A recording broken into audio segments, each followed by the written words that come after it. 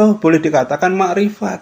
Makrifat itu tahu, tapi bukan hanya tahu sekedar fisik dan akal, bukan, termasuk perjalanan batin. Roh itu perjalanan batin. Kalau fisik akal itu dari jasmani, ya. Jadi makrifat itu bukan hanya dari jasmani saja, tetapi sampai kedalamannya juga, sampai kepada rohnya. Nah, bila nyampe kepada roh, nah roh ini adalah jembatan untuk kita dengan Allah. Ya, untuk kita bisa ma'rifatullah itu lewat roh kita, bukan lewat jasmani kita. Gitu. Nah, ini belum nyampe ke sini pembahasan roh belum. Ya. Itu sangat rumit itu. Paling nggak harus belajar tasawuf dulu. Artinya belajar tasawuf itu belajar perjalanan batin, bukan hanya perjalanan dohir. Perjalanan dohir sudah rumit, apalagi perjalanan batin, ya. Jadi untuk ma'rifatullah itu, untuk ma'rifatullah yang sebenarnya itu memang sulit, panjang, penuh derita. Bagaimana yang sudah itu penuh derita, tidak segampang ini ya, untuk ma'rifatullah itu, untuk tahu atau bertemu dengan Allah itu. Dan pada waktu pertemuan pun ya seperti tadi, bukan kita itu terbayang atau tahu dengan wujudnya Allah secara fisik, artinya secara apa yang kita angan-angan, bukan ya. Ini termasuk perjalanan rohani tadi. Kalau sudah perjalanan rohani itu tidak mengarah kepada fisik, bukan. Kalau yang belum ke sana masih mengarah ke fisik. Ya. Fisik itu artinya bukan terlihat nyata begini, tapi dalam angan-angan kita, persepsi kita, ya, prasangka kita itu termasuk fisik, Mas Yan. Ya, bukan itu sudah. Ya. Padahal di sini pun masih ini yang ruwet masih. Ya. Ya. Gitu. Ada hubungannya memang. Nah, kalau kita sudah pinter, dalam arti pinter di sini ya ini tadi luar dan dalam loh ya. Bukan karena kita pendidikan formalnya tahu, teorinya juga tahu, ya. Terus fakta-fakta di lapangan atau fakta-fakta di alam ini juga tahu, itu dikatakan pinter, bukan, ya.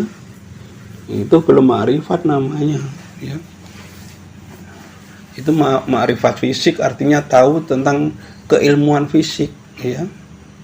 Jadi umpamanya kita tahu tentang teknologi sampai mendalam, itu juga masih sekedar pengetahuan fisik, belum ma'rifat. Ma'rifatnya ma'rifat fisik, ma'rifat jasmani, pengetahuan jasmani. Nah, kalau ma'rifatullah ya jauh, Allah itu gaib. Nah, dan maha gaib, bukan cuma gaib, maha gaib. Gaib yang di dalam diri kita aja kita sudah sangat repot sekali, yaitu rohani kita itu adalah gaib kita tidak tahu. Terus apakah kita tidak boleh ma'rifatullah? Boleh, justru arahnya ke sana. Loh, kita dilahirkan ini dalam kondisi fitrah, roh ini tadi. Nah, itu berasal yang daripada maharuh tadi. Nah, artinya ini dari Allah. Kita kembalinya juga harus seperti itu juga. Ma'rifatullah lah, makanya kita diperintahkan atau dianjurkan untuk ma'rifatullah. Artinya kita bisa balik asal lagi. Nah itu. Ya. Jadi kita memang dituntut untuk ma'rifatullah. Ya, karena innalillahi wa innalillahi raji'un. Kan itu. Kalau makrifat itu prosesnya tetap harus ada perantara, nggak bisa langsung. Kalau ma'rifatullah itu tidak ada perantara, langsung. Prosesnya langsung.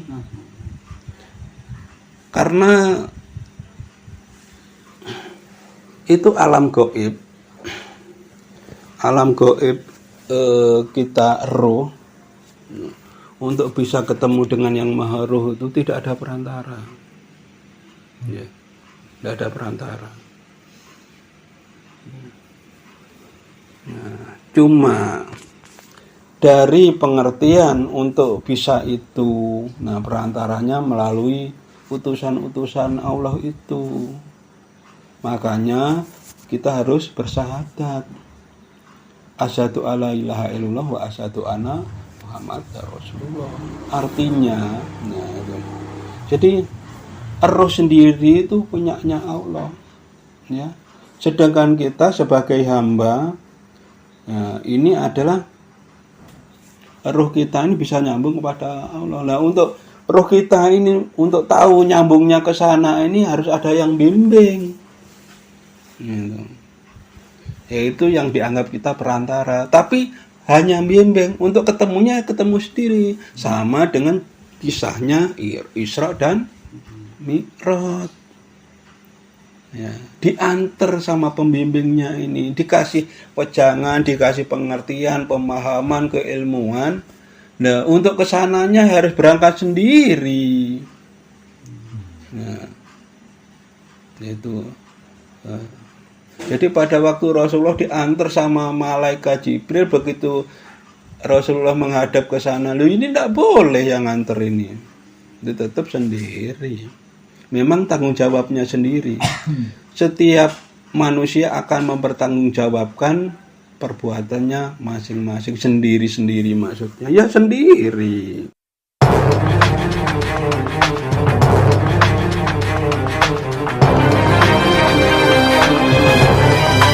A'udzubillahi minasyaitonirrajim. Bismillahirrahmanirrahim. Wa minhum ummiyuna la ya'lamuna al-kitaba illa amaniya wa inhum illa yadhunnun. Dan di antara mereka ada yang buta huruf, tidak memahami kitab Taurat, kecuali hanya berangan-angan, dan mereka hanya menduga-duga.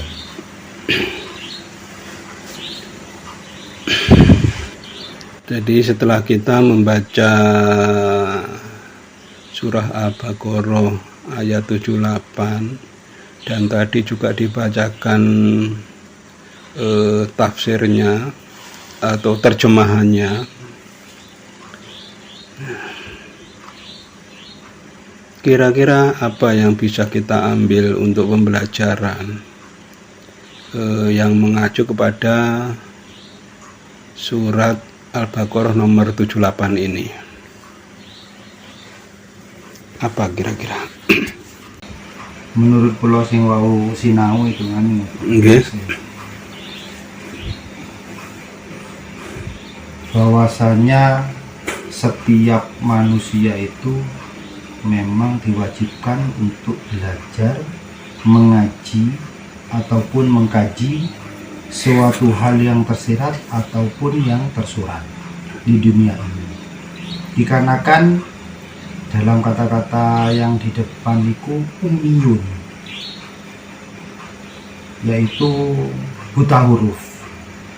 Apabila mana dalam kodratnya manusia itu pada waktu dilahirkan oleh seorang ibu itu tidak bisa membaca dan tidak bisa menulis, bisa dianggapkan bodoh lah istilahnya. Karena apabila tidak mau mengaji atau mengkaji sesuatu dengan keilmuan yang memang mumpuni, pada akhirnya cuman berangan-angan dan menduga-duga karena tidak punya ilmu yang mumpuni. Tadi dikatakan harus belajar dari yang tersurat sampai ketemu yang tersirat. Yang satunya yaitu berilmu. Ya, ini jawaban cukup pendek tapi artinya ya harus melewati tahapan-tahapan tadi juga yang tersurat dan tersirat ini ya, jadi saling mengkaitkan. Jadi yang dikatakan buta huruf di sini bukan karena buta huruf tidak bisa baca huruf dan abjad, bukan. Tapi yang tidak bisa baca huruf dan abjad juga memang dikatakan buta huruf, ya. Jadi antara yang terkias dan kenyataan ini sama-sama menjadi satu. Nah, dalam ayat ini merupakan sindiran sebenarnya kepada zaman Nabi Musa pada waktu itu kepada kaumnya, ya, setelah diturunkannya kitab Taurat. Ya. Nah, dari situ banyak orang yang membaca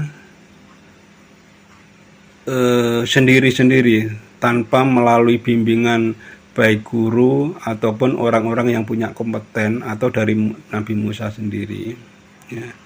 Sehingga dia mengartikan sendiri, dia hanya membaca tapi tidak paham dengan isinya, maknanya sebenarnya tidak paham, ya.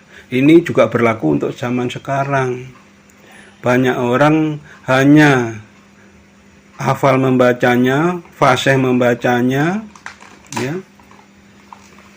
hatam membacanya, tetapi tidak tahu atau tidak paham dengan makna apa yang dibaca. Jadi dalam syairnya Gus Dur cuma iso maca karo nulis. Ya. Jadi buta huruf di sini itu dikaitkan dengan tentang pemahaman dan keilmuan daripada pembacaan kitab, yaitu Al-Quran, ya. Jadi tidak bisa memahami tentang makna-makna Al-Quran secara lebih dalam, hanya bisa hanya membaca saja. Jadi walaupun bisa membaca fasih, ya, hatam, nah, kalau dihubungkan dengan kalimat ini masih bisa dikatakan buta huruf karena tidak paham dan tidak mengerti, ya, tentang apa yang dibaca. Nah, itu tetap dikatakan buta huruf. Nah, jadi buta huruf itu kalau didetailkan di sini, yaitu supaya kita tidak buta huruf, maksudnya, ya, kita harus mempelajari asal usul kita, sebab akibat, dan mengagungkan kepada Allah. Nah, jadi untuk memahami makna lebih dalam di dalam Al-Quran, ya, di dalam kitab di sini pada waktu itu adalah, kalau di dalam ayat ini Taurat, tapi untuk yang sekarang ini adalah bagi kita adalah Al-Quran. Ya. Kita harus tahu tentang asal-usul kita. Karena di dalam Al-Quran itu sangat komplit tentang petunjuk-petunjuk dan aturan-aturan yang dikaitkan dengan kehidupan kita. Jadi untuk tahu makna, untuk tahu maksud daripada firman-firman Allah, ya, ayat-ayat Allah, kita juga harus tahu dengan kondisi diri kita. Nah, dengan pemahaman itu nanti akan bisa tahu. Jadi firman Allah itu ada dua, yang dikatakan qauliyah. Mas Lutfi semerep. Kenapa nih kok? Nah, qauliyah. Terus dan kaunah ini apa? Kenapa? Kaunah. Qauliyah wau kali kaunah. Kaunah sanes kaunah. Nah, jadi firman Allah itu langsung dari Allah, itu namanya qauliyah. Nah, jadi yang dikatakan langsung ini bisa karena mungkin dengan secara spiritual, atau dengan firman-firman yang terucap berupa mungkin ada yang dianggap bisikan atau istilah insting dan sebagainya, itu langsung dari Allah. Itu namanya dikatakan firman qauliyah. Sedangkan firman kaunah, nah ini yang ada di alam semesta ini termasuk di dalam diri kita. Ya. Nah, sedangkan di dalam Al-Quran ini adalah firman yang qauliyah, artinya yang dari Allah. Nah, supaya kita bisa memahami juga harus lantaran dengan firman kauniyah, ya, yang ada di alam ini, kiasan-kiasan yang ada di alam ini termasuk di dalam diri kita. Nah, berarti kita harus mengetahui asal-usul diri kita. Nah, asal-usul diri kita ada dua, terbentuk oleh jasmani dan terbentuk oleh rohani. Nah, terus Al-Quran itu tadi adalah termasuk firman apa? Qauliyah. Berarti jasmani atau rohani? Rohani. Berarti kita juga untuk mengetahui asal-usul kita adalah dengan rohaninya. Jadi untuk memahami Al-Quran ini jangan hanya jasad saja, jasmani saja, hanya membaca atau hanya hafal saja, ya, tidak bisa. Harus sampai rohaninya, ikut baca, ikut tahu, baru bisa memahami.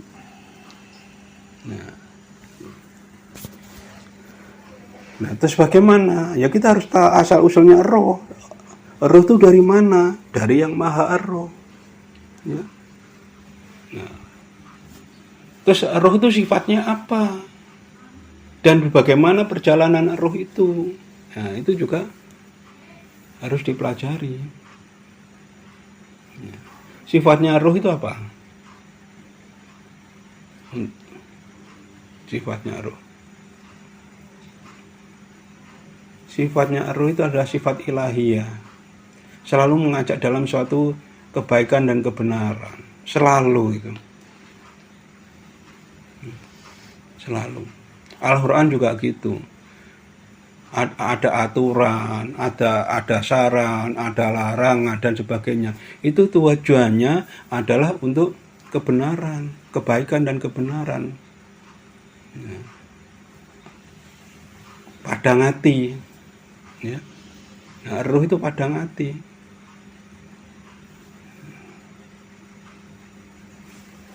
Nah, sifatnya roh adalah seperti itu, selalu dalam mengajak kebenaran. Nah, berarti padang hati harus terlepas dari hijab-hijab. Nah, terlepas daripada hijab-hijab. Terus hubungannya apa dengan ayat-ayat Al-Quran? Nah, yaitu di dalam firman-firman Allah banyak yang memberikan peringatan, perintah, larangan segala macam tentang itu tadi, tentang adanya hijab-hijab termasuk nafsu kita. Nah, itu. Nah, di sini, nah, yang paling penting ada hubungan dengan buta huruf di sini. Kita harus pintar. Nah, artinya setiap kita ada sesuatu, menemukan sesuatu, baik membaca atau menjalani suatu tindakan, kita harus cari asal usulnya. Nah, supaya kita jadi pinter. Jadi umpama kita tahu ayat ini begini, maksudnya apa? Ini dicari. Nah, kalau umpamanya barang atau suatu benda atau lain pun juga begitu, kita nemukan masalah, cari asal usulnya. Umpama penyakit ini dari mana munculnya penyakit ini? Loh, nanti perjalanan penyakit itu merembetnya atau menularnya bagaimana, terus obatnya apa? Ini belajar pintar, cari asal usulnya, apapun itu, ya. Jadi kita cari asal usulnya. Dari dia asal sampai perjalanan sampai akibatnya, artinya pengaruh daripada asal usul tadi itu. Nah, karena ini menyangkut diri kita, ya asal usul kita yang kita cari. Asal usul kita yaitu tadi dari roh. Ya berarti kita harus bagaimana? Kita harus tahu roh kita. Ya. Perjalanan roh kita harus tahu. Nah, jadi nanti roh itu fitrah, bawaan suci, bawaan dari sananya itu suci. Nah, selalu mengajak kepada kesucian. Nah, itu di dalam roh itu ada sifat-sifatnya Allah. Nah, ada sifat-sifatnya Allah yang bertajalli di dalam diri kita. Nah, Al-Quran itu menjelaskan itu. Nah, bertajalinya sifat-sifat Allah di dalam diri kita, kita harus jalankan. Tujuannya itu. Nah, itu bisa berjalan bila mana tidak ada hijab. Sifat Rahman Rahim, bertajalinya sifat Rahman. Nah, kita harus artinya pengasih sama orang. Nah, di dalam Al-Quran dijabarkan ada yang sedekah, ada yang zakat, beda. Loh, ini jelentera-jelentera gitu. Jadi kita tahu daripada asal usulnya. Oh, maksudnya ini, seperti itu. Nah, setelah kita bisa mempelajari dari asal usulnya, nah kita akhirnya bisa mengagungkan Allah. Jadi di sini ini untuk bisa pinter ini tidak dikatakan buta huruf, umiyun, ya. Tidak dikatakan umiyun di sini.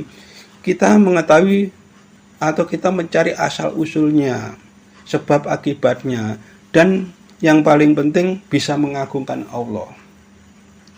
Kita mencari asal usulnya, tapi kalau pada akhir-akhirnya tidak bisa mengagungkan Allah, ya percuma. Kadang kita hanya sok pinter saja, sok tahu segala macam, merasa akhirnya karena pengagungan kepada Allah tidak terbentuk.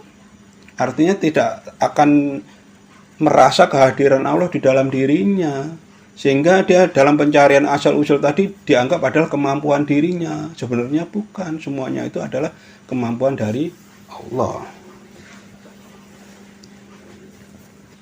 Terus yang kedua,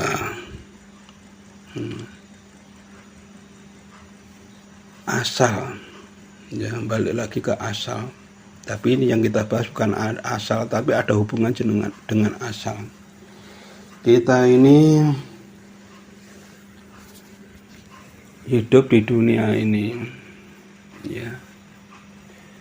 Di dalam keterangan disebutkan kita dijadikan khalifat oleh Allah, dijadikan khalifah, pemimpin di dalam dunia, di dalam bumi, di bumi ini, pemimpin di dalam bumi ini. Terus maksudnya apa? Kita dijadikan pemimpin di dalam bumi, di bumi ini. Nah, kalau kita mencari di situ, kita akhirnya menjadi pinter, tidak buta huruf, artinya banyak wawasan, banyak pengetahuan, banyak ilmunya. Jadi supaya tidak dikatakan umiyun di sini, ya. Itu kita disarankan untuk menjadi manusia yang sempurna, insan kamil. Terus yang dikatakan manusia yang sempurna itu seperti apa? Manusia sempurna itu yang tahu asal usulnya tadi, ya, bahwa di dalam diri kita dikatakan sempurna karena ada terdiri dari dua alam yang berbeda dan genap. Ada gaib, ada nyata, ada batin, ada dohir, ya. Ada rohani, ada jasmani, yaitu yang dikatakan sempurna. Ada dua-duanya, antara yang gaib dan nyata ada. Terus diuraikan lagi di dalam roh yang gaib ini. Nah, ini terurai kembali, ya, dari beberapa bertajalinya Allah kepada manusia. dengan nama dan sifat-sifatnya Allah. Ya.